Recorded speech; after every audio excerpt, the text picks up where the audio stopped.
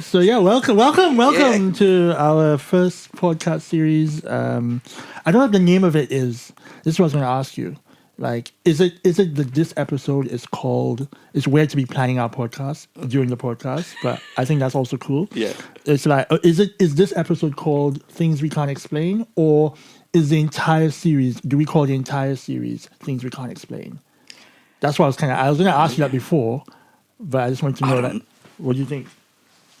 I don't know, Tony. Yeah, you know what I mean? yeah. It's like, there's a fire within me to say, okay, you know what, just go with the flow. Yeah, go for it. Let God lead. Yeah. Kind of I knew you were going to say that. I knew you were going to say that. Yeah.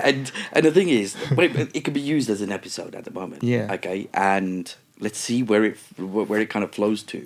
Yeah, I think that's what kind of where I am as well. It's like, it's a good title, like umbrella title for all of our episodes. But I mean, we might go through different experiences. You know, the way you and I interact, it's like we have an experience and we talk about it, right? And that experience can be a whole episode.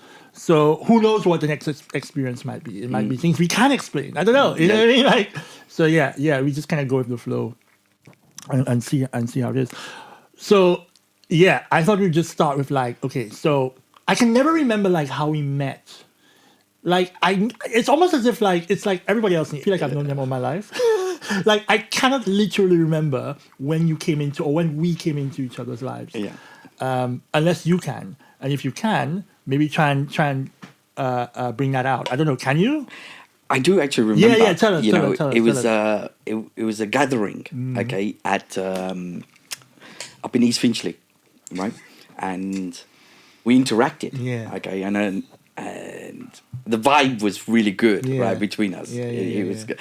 And then I think we met a few more times, and the vibe, we connected a lot more when I believe, if I'm correct, okay, it was when you were actually going to be leading a group. Right. Yeah. And you needed to get speakers and so on. That's right. That's it. Yeah. And but that also brings into it's like it reminded me as right when I actually embarked on a journey of my own personal recovery. Yeah. Not realizing how much fear that I had within me and not knowing what the hell to do, how to do things. So this is good. This is good because we always kind of come back to that because I think for me this was the first experience I had with you. Okay, let me describe. I'll describe. I can't remember when we met. I'm not gonna lie. And you have that memory, and you've described that. But for me, my interactions with you, my memories with you, are all kind of centered around like shifts in. Okay, I guess we have to say the word recovery because we're both in recovery. We're both alcoholics, and so whenever we have a moment with each other, whenever I have a moment with you. There's a shift. And that was the first shift, actually. It was when I was the secretary for my first secretary position, and I had this fear. You're right. That's exactly what it was. How am I going to get chairs? Who am I going to ask? Do I know enough people?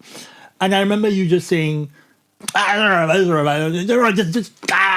had this kind of like, that, it's all, like that flippant attitude about something I was literally panicking about, right? And it kind of broke down that barrier, right? I'm like, oh yeah, I do know people, and if I don't know people, I can ask Pax, and it was that sort of breaking down that fear barrier, and just to cut to, this was like 7 years ago, I think. Well, no, 5 years ago. 5 years ago, I think. Before COVID. This was 2020. Well yeah. It's 2020. But just to cut to like now. I'm secretary at every meeting I attend. You know what I mean? So it's like it's not just breaking down that barrier. It's like what the big book says. It's smashing those barriers. But you were instrumental. So that's for me. It's all of these different sort of experiences that we have. I say we, but it's me. I'm having experience through my interaction with you. Sorry. But that's vice versa. Yeah. I'm having an experience, my interaction with yourself as well, put it this way, we're from complete different backgrounds. But yet, me and you are sitting here doing a podcast together. Yeah. Okay. Yeah. 10 years on. Yeah. Okay. You know. And we've known each other for 10. Is it 10 years now? Coming to 10 years. Yeah, it Coming would to be. 10 Yeah. years. Yeah. So wow. And it's just like it's interesting to reflect on like how those 10 years, because we've been interacting for 10 years. I mean, it's, we've had some really powerful discussions and experiences together. COVID was a big one. I attribute a lot of my step three growth to COVID and our discussions as well around that. So it's been 10 years of just kind of like that journey, and and looking back, it's amazing to have it anchored with one person. Well, obviously it's a fellowship, and I have many people that have affected me in the fellowship in good ways and positive ways, but to have that sort of anchor, a common denominator throughout the 10 years is actually pretty cool. When and it. It's like a friendship that, like, it's a friendship you always want. We have friendships in the fellowship that we always wanted outside the fellowship. When we were drinking and when we were seeking, I actually start substituting. I'm now substituting the drinking for seeking. That's how I look at it now. It's constantly searching for something you don't even know what you're looking for. That's what for me. Yeah, it's drinking. That's the physical thing I'm doing, but I'm seeking. And I can't find what I'm looking for because I don't know what I'm looking for. But that absolutely makes sense, though, Tony. It's like, I remember, that moment when I had my first ever drink. Yeah. Okay. And I'm seeking something to change. There's something missing within me. And not knowing what I'm doing. Whether I need to seek people, I don't know how to communicate with them. I'm riddled with fear. I don't actually have an authentic conversation with somebody because there's barriers within myself, and where my mind is projecting goes, am I going to be okay? Am I going to be able to communicate with these people? How am I going? And trying to have this version, right, that I needed to be accepted by me being a type of person and not being authentic, okay? But that was all riddled with me, and I can go from childhood where that aspect was there, and kind of lost. This is a good one. This is why I like putting you on the spot, right? Because I know you react very well when I put you on the spot in recovery, right? I want to ask you, what made you drink? What made me drink? The effect was electric. It was mind-blowing, which is going into what I was saying. Is the moment I had my first drink, it was like I misguided spiritual experience. End of. Because it did what it needed to do within me. Right? And it took away that fear. Do you like alcohol? Do you like the taste of alcohol? Absolutely not. Yeah. It's bitter. Me too. I don't like it.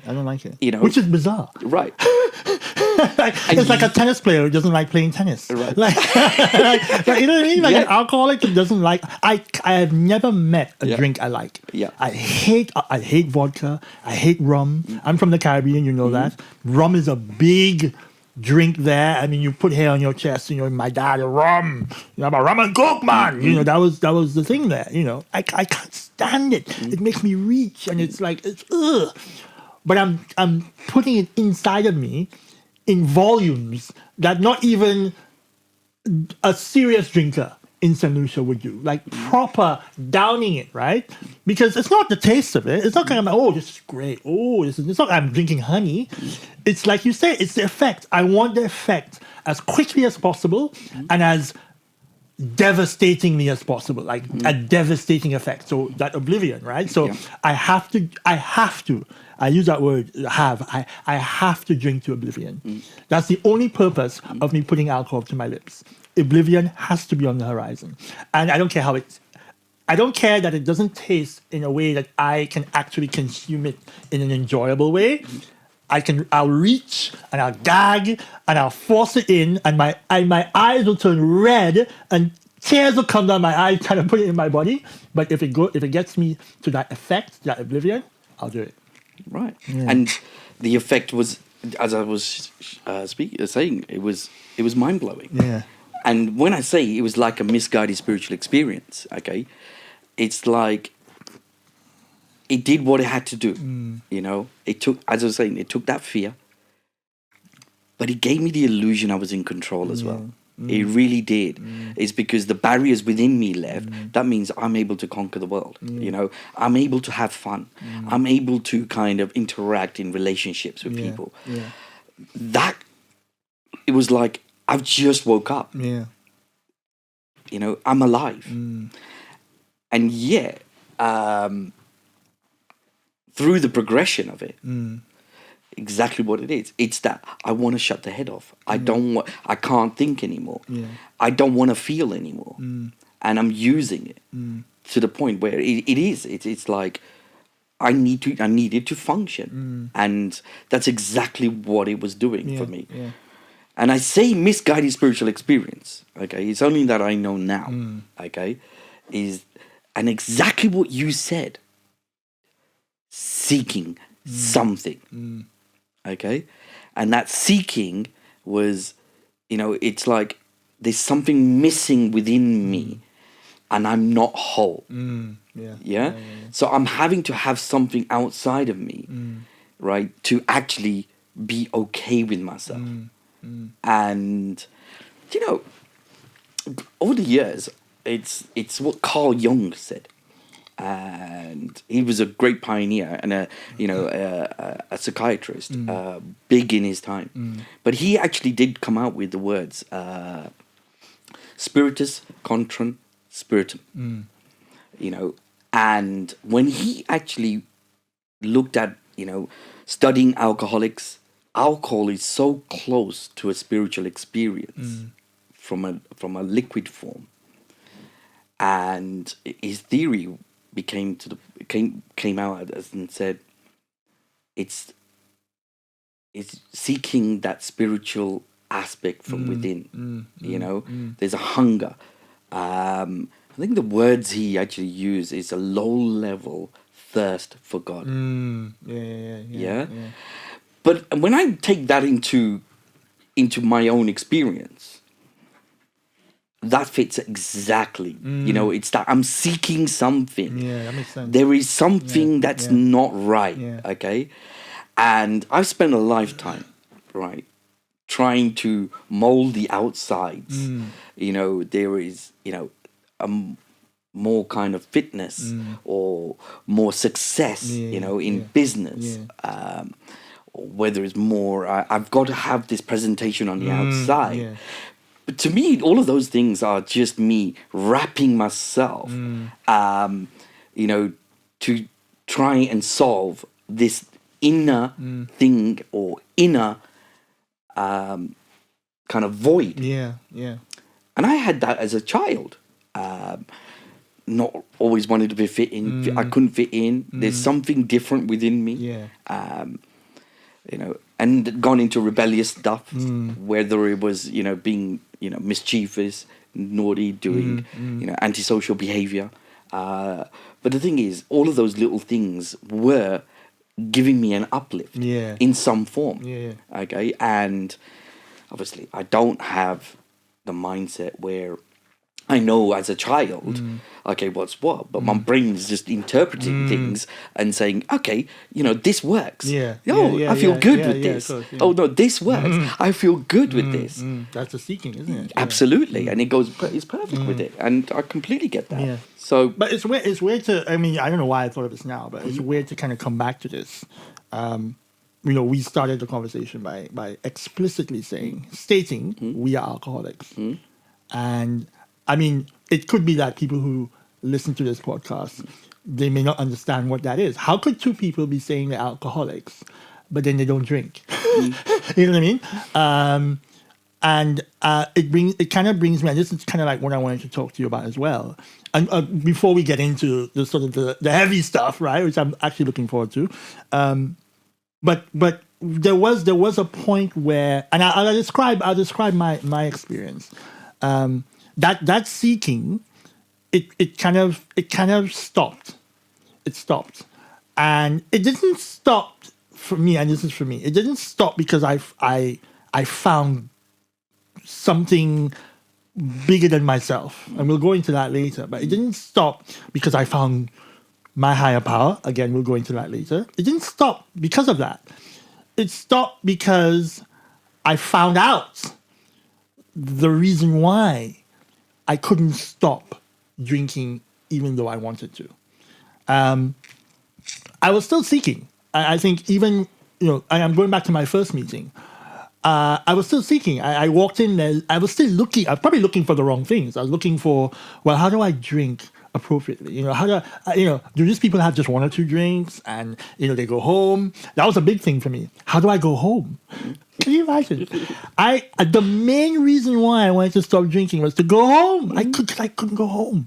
I would have a drink, number 2, number 3, number 4, number 5, and I'll just be off weeks on end and just not go home. And I couldn't understand how my friends would have one or two drinks, leave the party, and end up in their beds, in their own beds at home, and wake up the next day and carry on. And so it was that sort of hamster wheel. I couldn't understand how do I get off that hamster wheel. And I'll never forget this.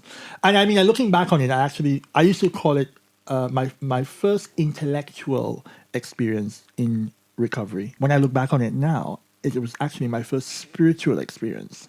I don't think I had any intellectual experiences. They were all spiritual experiences. But this one came out in the form of a massive aha moment. Like, that's why I thought it was intellectual. Because I just had this, all right. And it was step 1. And step 1 says, we are powerless over alcohol. We admit we are powerless over alcohol, and our lives had become unmanageable. We admit we were powerless over alcohol. I don't know if I admitted, but maybe I was doing that. The admission came with the realization. They both came at the same time, because when I read that, we admitted we were powerless over alcohol, I thought, the word powerless, it just jumped out like a train. It hit me like a runaway train. I was like, that's why I can't go home. I mean, it's not that I couldn't go home for some intellectual reason. It's not like I was trying to think my way out of the confinement of alcoholism. I'm trying to think my way out to get myself home. It wasn't that. No thinking could have done it. No human power. I was powerless to go home because I was powerless over alcohol, and it just made total sense. And and the manageability part was very obvious. I mean, I always say the powerlessness really it helped me to really conceptualize, like, on a spiritual level, actually, not on an intellectual level, on a spiritual level, where my lack of power actually resided. And my lack of power was definitely around. It's around everything, but the realization that it's around alcohol was the first step. And I've not had a drink since. And for me, and not that I haven't thought of having a drink, I've had some serious about my personal life. I've had some serious downturns in my life where I thought about drink. I could have drank. I didn't drink.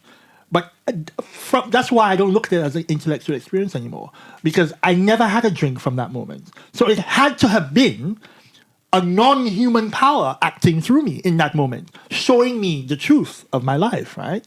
And the realization being a spiritual awakening in a sense, because I had that defense, that sudden defense. That's the thing about step 1. It's an immediate, look at step 1, right? You ever see these movies or these sci-fi movies, and the house has a lockdown mechanism? So something's about to attack the house, and you press a button, and all the windows go and just shield the house from whatever that's coming in. That's step 1. It's just the shields just come down, and the defense to the first drink, and it's there, and it's permanent, right? And it's like, that's it, and you don't go for that first drink. Anyway, the reason why I'm bringing all that up is I want to get from you that realization. Like, I don't want to talk about rock bottoms, actually. Yeah. I don't want to. It's in my head. It's in my head to go and kind of go through. But we'll leave that for another podcast. I want to talk about that realization for you. I mean, how did that happen for you? Because I describe how it happened for me, and I'm sure it happened for you. But how did it happen for you? I don't think I even asked you that question before. Do you know, as you were speaking there, okay,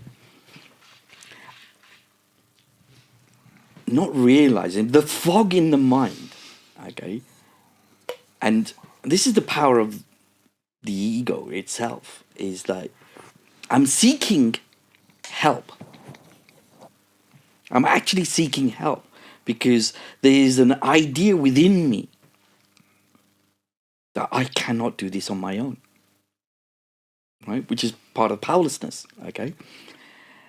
And the moment that I entered the rooms, it was very clear to me that I was tapping into the spiritual, the spirit within others, because it's a group of people, you know, people can talk about, I love the acronyms of when, it's like, we love an acronym. God, okay, group of drums, yeah. You break it down, all right. Yeah. It's like, it's like the spirit within, and actually go with, my experiences with how I've been nurtured. Through love, okay, and this is a big, subject of love, right? By simple kind of gestures from people, a hug. Things are going to be okay. We are here to help. Here's a phone number. I understand. And actually, to me, that is a spiritual experience in its own way. That's interesting. Yeah. The fact is that I'm being placed with a group of people that has a way out. Now, my mind at the moment, at the time, didn't believe that could be a spiritual experience. But the thing is that I'm in a hopeless state, right? Absolutely hopeless. I'm going, and my ego says, I can do this on my own, and I can figure it all out. I'll find it. But it was irrelevant what my mind was trying to tell me. Yeah. My mind will give me an image of, okay, this is me trying to do this on my own. Yeah. Okay. And reality is totally different. I love that. Okay. My mind will give me an image. Yeah. Reality is totally different. I'm surrounded by people. It literally creates a fantasy world. Well, I talk for myself now. I speak for myself now. I create this fantasy world in my head around events in my life, and I believe it. I believe that this fantasy is something I can actually implement. And it's complete nonsense. It's an exaggerated version of how I should react to a particular situation. When I first came into the rooms, those fantasies were, oh my God. Oh my God. I mean, when I look at myself now, how I look at my job and just how I live my life, it is a complete departure from how I viewed myself when I came in. I'm just going to say it. Go for it. I viewed myself as Al Pacino. If Al Pacino was, Al Pacino from Scarface? Yeah. If Al Pacino from Scarface was a lawyer. I'm a lawyer. I'm this kind of gangster lawyer guy, like living on the edge. Like, that's how I saw myself. And it's like, what is that about? It's completely delusional. Because for me, if I didn't see myself as a regular, normal lawyer person living his life, then that wouldn't fit the narrative of me disappearing for 5 days, right? If I'm disappearing for 5 days, I can't be the normal lawyer. I have to be I'm Al Pacino in Scarface, but if he was a lawyer. Because that totally makes sense. He would disappear for 5 days, right? You know what I mean? So I literally created this fantasy in my head of who I was in order to justify. That is it. No, let's not use the word justify. Rationalize. Rationalize. Yes. The behavior. Yeah. And it was complete. But what is that? What is that? That's insanity. Absolutely. That is absolute insanity. And the problem with when you just come in to the rooms, or when you're just trying to get sober, and that's not because it's a problem that of your own making. Well, we do say everything. But it's not like you're insane. That's what I'm trying to say. You don't come in thinking I'm really insane. I need to fix that. Because you're rationalizing everything, that the idea that you're insane is so far from your head. That's what rationalizing does. It actually creates a plausible reason for an absolutely implausible set of reactions and behavior, right? So so for me to, going back to the Al Pacino thing, I'm not a Scarface lawyer. That's crazy. But to believe that I am is to show you how powerful that ego, and it's the ego that's telling me that story. You said you create that, the image goes into your head. What puts the image into your head is the ego, right? It's the ego that's doing that. And it creates this fantasy that it knows, by the way, that I'll latch onto. And it knows it'll keep me in that hamster wheel that we were talking about. It'll keep me on that hamster wheel as long as possible. But what I wanted to ask you, and that's interesting, and you did answer the question, but it's so different from my experience. That's why I love talking to you as well, man. Because I actually learned something in that moment. Because I asked you, well, what was that experience like? Because I explained to you my experience with step one. You had a completely different experience coming in. You're saying your experience was with the group and the love and that sense of belonging that you felt when you came into the room. That is what set you on the path, which is, can you imagine? Completely, because step one set me on the path. And I never read the big book again for 3 years, by the way. Can you imagine? I've been sober now, going on 11 years this year. It took me 3 years to actually read the big book. But step one was ingrained in my psyche for the first 3 years, which is why I was able to stay sober. And then I eventually did the steps. But yeah, that's amazing. And that probably is part of my own experience as well, coming in with that love and that feeling, that sense of belonging, setting you on the path. And that ties into, you talk about love. Where's that love coming from, right? It's coming from a power greater. It's already a power greater than ourselves. So this whole, this is the thing I'm going to say. And I know you, I can say this. Well, I love, because I like, this is why I like talking to you. I can say what's on my mind. I think that power, came to believe. I mean, that's you. That's on you, right? So you come to believe eventually that only a power greater than yourself can restore you to sanity. So only a power greater than me could have removed that fantasy of Scarface from my head, right? You couldn't have come and said to me, Tony, that's ridiculous. Tony, you're not Scarface. You're not a lawyer, Scarface lawyer. Okay, that's mad. You're a guy who went to Inner Temple. You studied at University of London. You're a normal lawyer. God, I'm whatever. No, so it had to be something to smash that imagery. It had to be something greater than me. I had to come to believe in that power, right? That power doesn't care if you believe in it or not. It don't. That power doesn't give a shit. Because what you just described, coming into the rooms and that love being there, waiting for you, that's the power there already. Yeah. It didn't give a shit about whether you were drinking before, whether you came to believe, whether you handed over. All of that stuff is the stuff we have to do, right? That's on us. But for our higher power, we will come to that. That's all irrelevant. The love is always there, and that took me a long time to kind of come to terms with that love is infinite. It's always there. When I came in 2015, 2014, 2026, the same love in the same proportion with the same intensity would have had the same effect on me.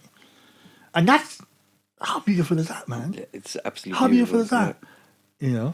But I also, when you were speaking, it's like, before I actually embarked on a journey of recovery, and I completely get what you just said, it's, being someone that I'm not, okay?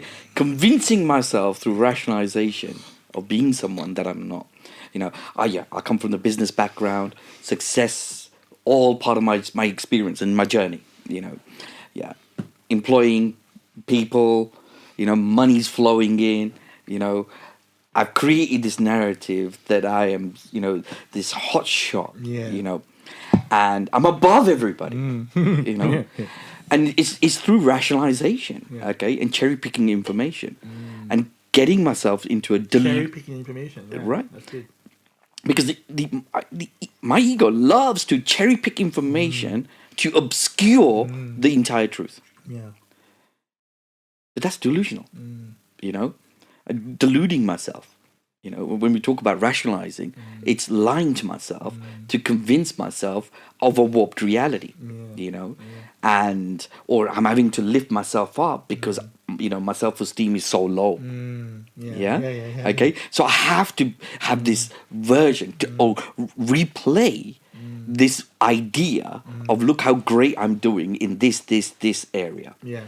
So it keeps me propped up. It really does, and convincing myself I actually don't have a problem. I mean, it's insanity. It's like, That's the end result. Yeah. Right? Of that whole rationalization, Yeah. the belief in that delusion is the end result is always, I'm fine. Yeah. Well, I'm going to share an experience with you. Tell me. This is the the whole nature of insanity. Right. I can't say to myself I'm insane. I look at it and say I'm insane. It doesn't work. I'm going into a psychiatric hospital, right? Because I'm having a breakdown. Yeah. I have the finance to go into a psychiatric hospital. I check myself. First time I was thrown in, but this, the remaining times I checked myself in. Yeah. Right. But you're fine. Right. Yeah. But I'm checking myself into a psychiatric hospital, right? I'm not going into, a holiday farm, right? Which I was treating. I'm having a break from reality. Same person does not go on a holiday in a psychiatric hospital. Right. That's not a thing. Right. Yeah, you're right. So I convinced myself, because I'm going to a high profile, rehab, that it's a health farm. Yeah. Right. I need to have a break. Get away from all the noise, the stresses from work. It didn't matter. But my mind convinced me that I'm not in a psychiatric hospital. I'm actually just coming in here to just dry out. Yeah. And the other part of it was to go in and be in this mindset. See, I've got a big problem here now. My mind thinks that I'm not insane. But yet I'm going into a psychiatric hospital. I mean, people with a bit of insanity can walk into a psychiatric hospital because they're not well. Of course. But then in reverse, my ego still comes in and convinces me that I'm not as bad. Yeah. But on top of that, it takes me to this, and my mind convinces me, right, that I can still do this on my own. Yeah. Because the mental capacity, and my ego is powerful. I've come to recognize how powerful it is. It will take me into destruction, right? More deeper into deeper, because it's trying to intellectually sort out. But the ego never tells you. It doesn't. For me, okay, I want to make sure I speak for myself. It doesn't tell you you're the greatest person in the world, or it doesn't tell you, you're in control of the situation because of your high intellect or because of your, it's very subtle. What do you say in recovery? We call it cunning, baffling, and what's the other word? Powerful. And powerful. It doesn't say subtle. Cunning is a really interesting word there because you made me. I was a binge drinker. And when I came into the rooms of Alcoholics Anonymous, I found out there were top-up drinkers. I don't know, what were you? Were you a binge drinker or top? I never asked you that question actually. I progressed to a daily drinker. A daily drinker. Yeah, I progressed to that point. Yeah. So I never progressed to that point. I was always a binge drinker, and when I first came in, I used to think, oh my God, that's a daily drinker. Oh my God, that's horrible. I mean, at least I never got that bad. I used to say that, right? And it was only until the last maybe 3 or 4 years I realized there is no difference between a binge drinker and a daily drinker. If anything, a binge drinker might be worse. And you can tell me what you think. Actually, I know what you think. We've had this conversation before. Because I would drink for 5-6 days straight, like a week. Now, I'm not talking about pinky finger up drinking, okay? We're talking about very dangerous, living on the edge, could die, could not die, could come home alive, could not come home alive. We're talking the most dangerous type of drinking you could possibly be doing. Drink driving, doing all this thing, wrong place, wrong time, sordid people, sordid places, you know the rest, right? On day 7, when I come out of it, day 5 or 7, I come out of it, I say to myself, this is crazy. I'm doing. People are asking me, they tell me I owe money here, I owe money in this place, I crashed the car, all this thing, all the consequences are staring me right in the face. I'm like, you know what? That's mad. What are you? I can't do this anymore. This is crazy. Okay. On day 8 and day 9, I have a nice meal. I drink water, really hydrated. I'm not drinking it. I drink orange juice. I'm waking up at a reasonable time. I'm going to work. And then it's almost like a clock is starting to wind down, right? And Friday is approaching. Like the next Friday is approaching. Right?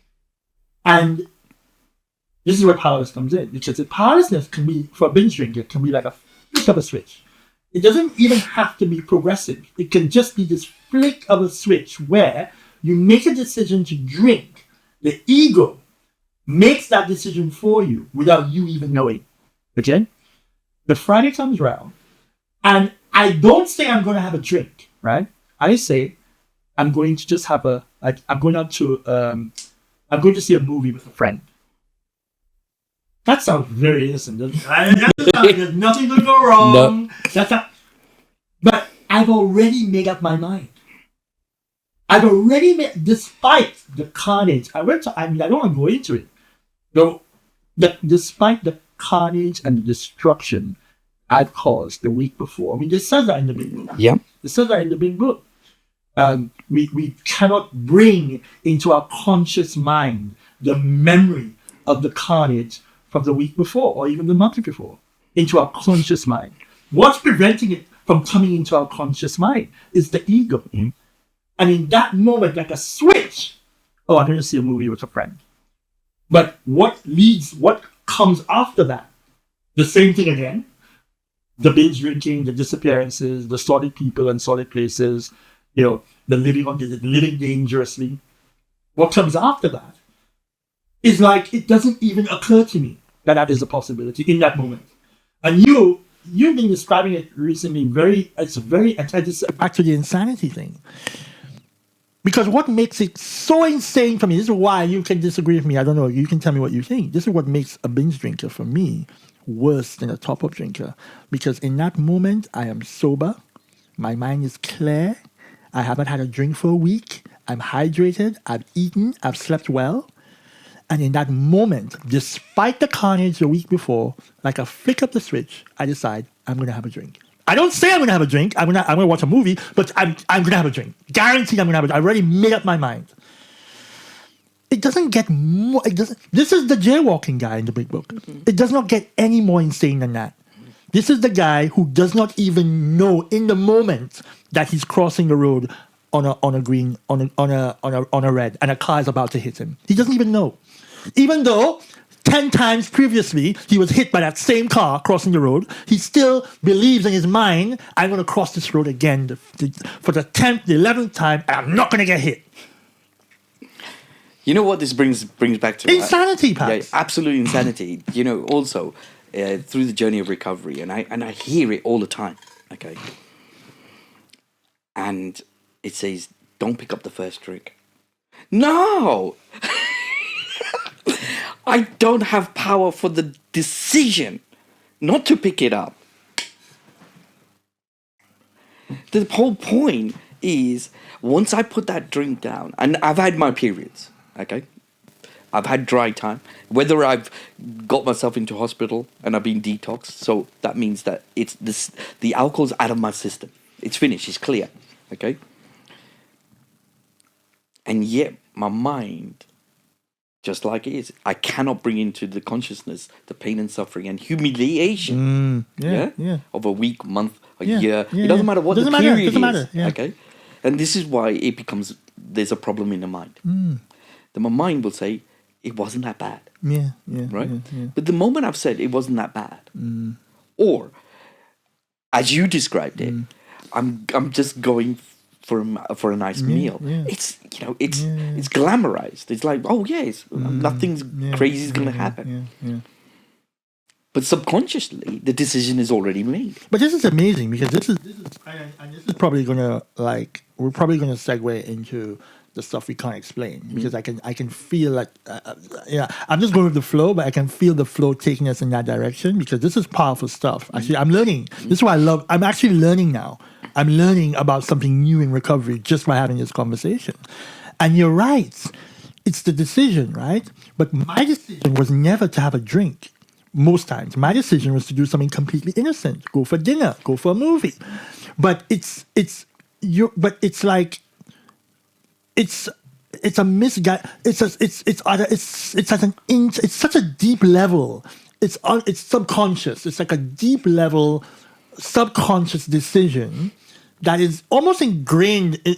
Like when you yawn. It's almost reflexive, and so you can't have a defense to that intellectually. Like, you know what I mean? It's like I don't know. It's like having a defense to a yawn. Once you start yawning, you're yawning. That's it, right? You can't on yawn, or you sneeze. You can't stop. You know what I mean? Like it's like a reflex, but a misguided spiritual reflex. You know what I mean? And a defense. You're right. You're so right, Pax. And this is why I think this is an important podcast because if you're new and you think you're an alcoholic, I think it's important to take away from what you just said, which I'm going to take away as well, that you don't just have no defense to the first drink. You have no defense to the decision to drink. And I think that's if I take anything away today, and we'll get into more stuff, but I actually want to thank you for that.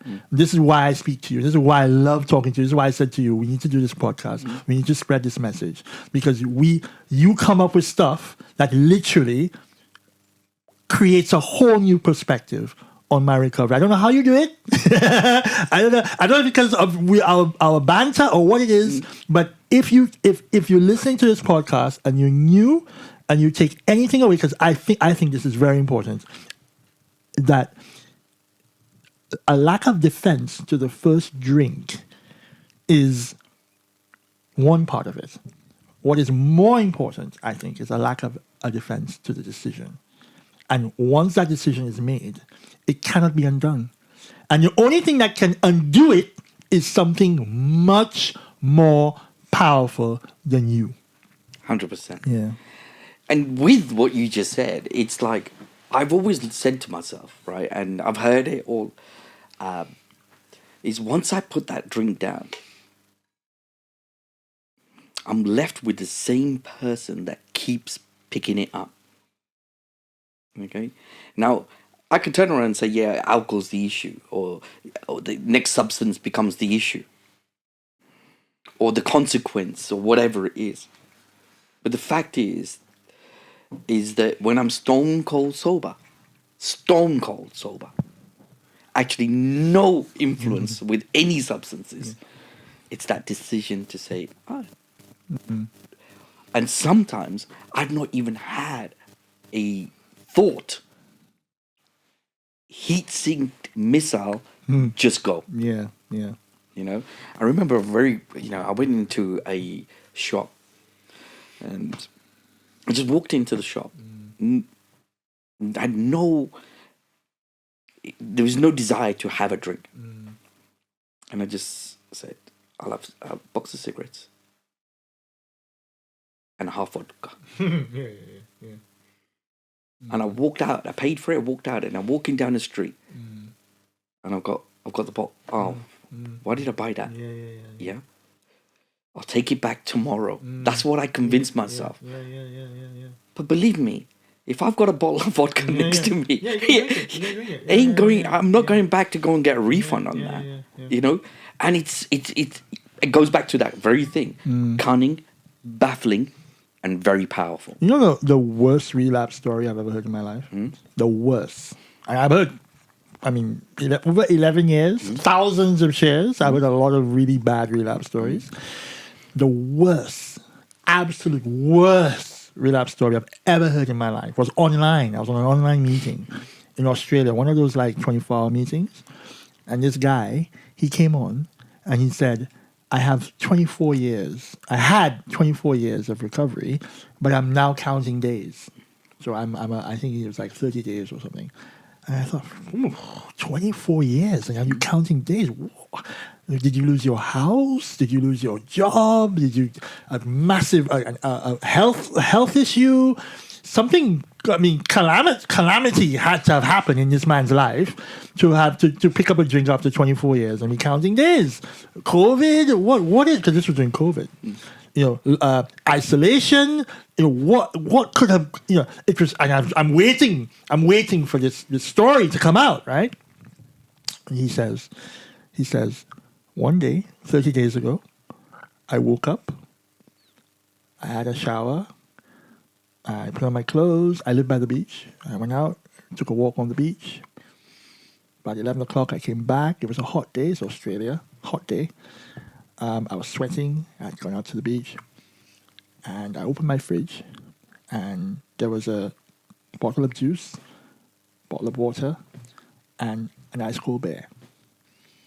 And my hand reached out into the fridge, hovered over the water, then moved, hovered over the orange juice, then moved, and grabbed the ice cold bear.